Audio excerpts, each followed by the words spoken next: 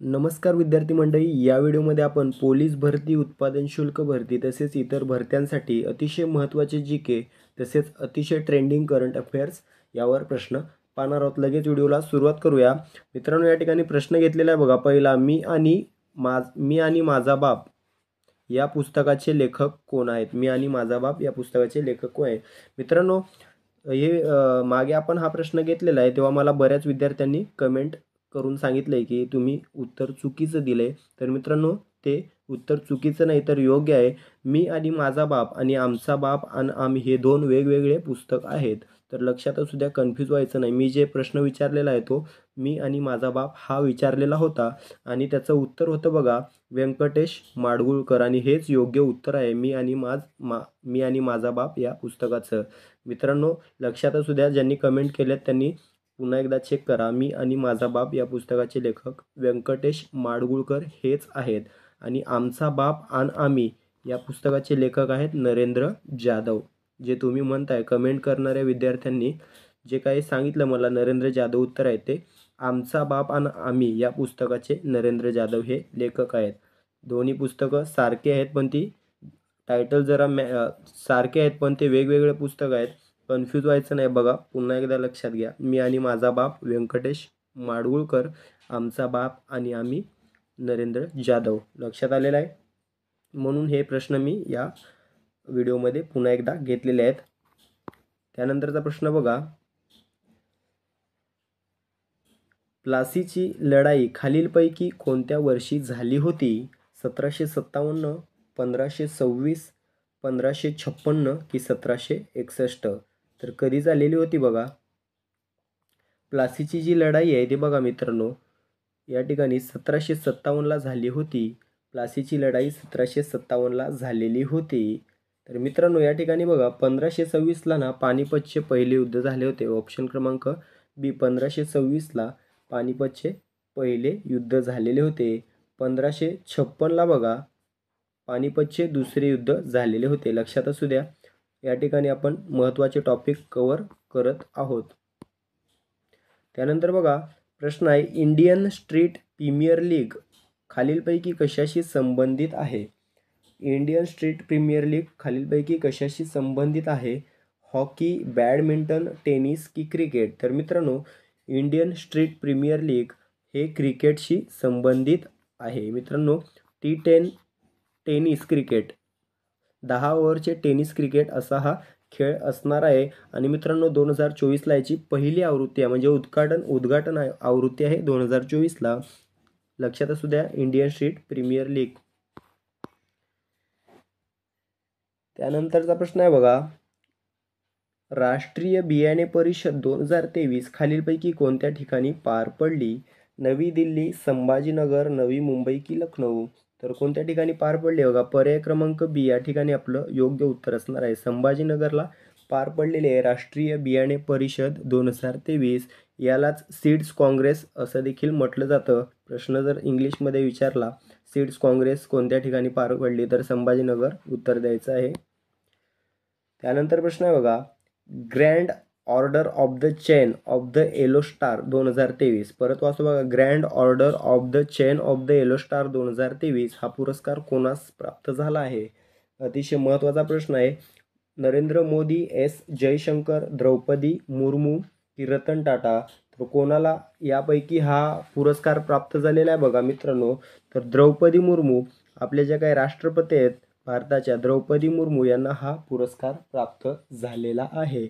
मित्रांनो, कोणत्या देशाचा हा पुरस्कार आहे बघा? सुरिनाम या देशाचा पुरस्कार आहे हा। सुरिनाम देशाचा सर्वोच्च नागरी पुरस्कार आहे हा, grand order of the chain of the yellow star. Suriname देशाचा सर्वोच्च नागरी पुरस्कार आहे। सुरिनाम देशाच्या अध्यक्षांवर देखील प्रश्न विचारला जाऊ शकतो। राष्ट्राध्यक्ष कोण आहेत? चान संथोकी असं त्यांचं नाव आहे। लक्षात असू द्या।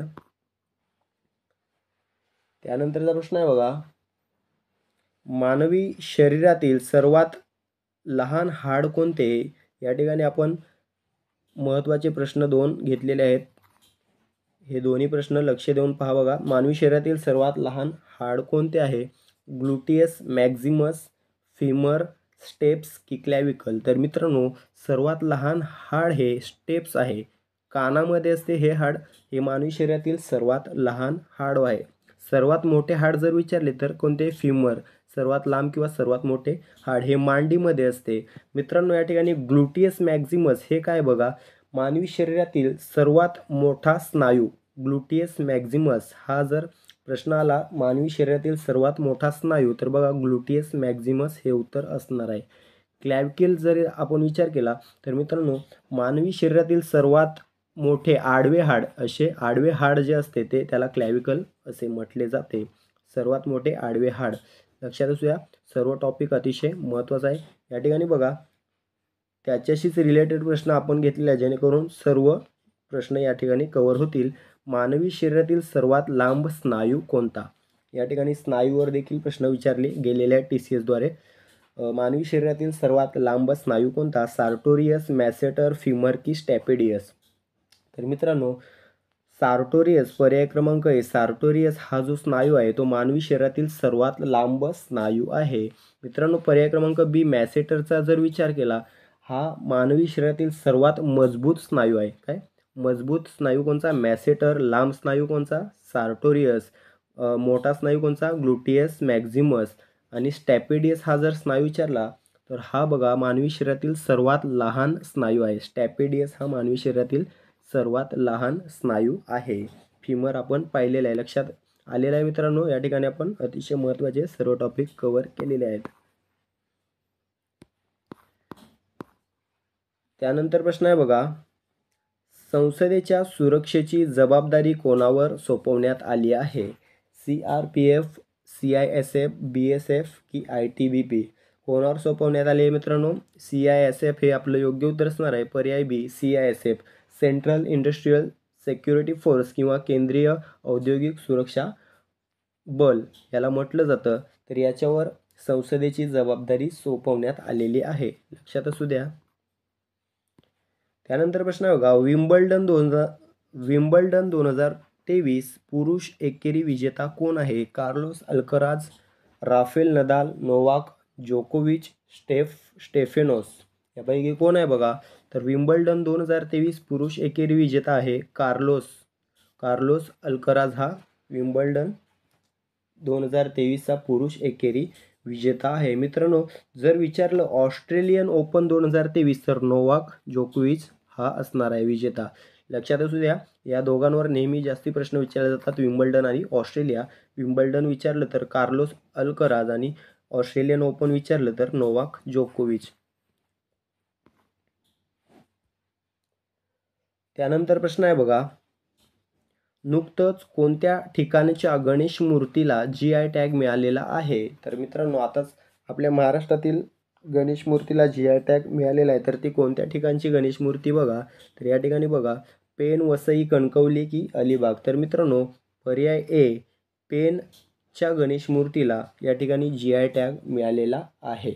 तर मित्रांनो, GI टॅग किती वर्षासाठी व्हॅलिड असतो? 10 वर्षासाठी, लक्षात असू द्या. याच्यावर देखील प्रश्न विचारलेला आहे. 10 वर्षासाठी व्हॅलिड असतो. 10 वर्षानंतर तो पुन्हा रिन्यू करून घ्यावा लागतो. मित्रांनो, एक प्रश्न आणखी आहे, सर्वाधिक GI टॅग मिळणारे भारतातील राज्य कोणते? सर्वाधिक GI टॅग मिळणारे भारतातील राज्य कोणते? तर बघा, केरळ हे भारतातील सर्वाधिक GI टॅग मिळणारे राज्य आहे. लक्षात आलं?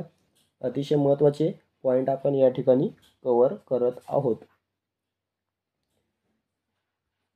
मित्रांनो, पेन हे ठिकाण कोणत्या जिल्ह्यात आहे? रायगड या जिल्ह्यामध्ये. हे देखील लक्षात ठेवा, पेन रायगडमध्ये स्थित आहे. त्यानंतर प्रश्न आहे बघा, PDFचे विस्तारित रूप काय आहे? Portable document format, printable document format, portable document form, printable document form? तर काय बघा, PDFचे विस्तारित रूप आहे पोर्टेबल डॉक्युमेंट फॉर्मॅट. लक्षात असू द्या, विस्तारित रूपांवर देखील प्रश्न विचारले जातात PDFचा.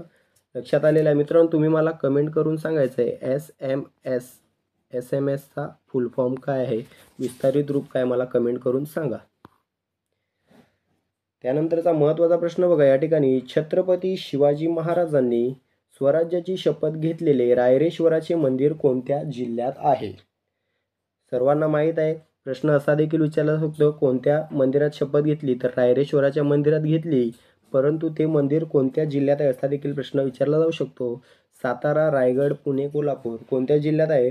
बघा, हे रायरेश्वराचे जे मंदिर आहे ते पुणे या जिल्ह्यामध्ये आहे. पुणे या ठिकाणी आपलं योग्य उत्तर असणार आहे.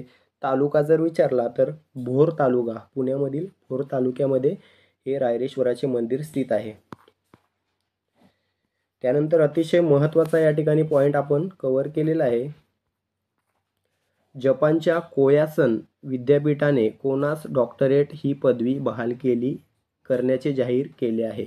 जपानच्या कोयासन विद्यापीठाने कोणास डॉक्टरेट ही पदवी बहाल करण्याचे जाहीर केले आहे?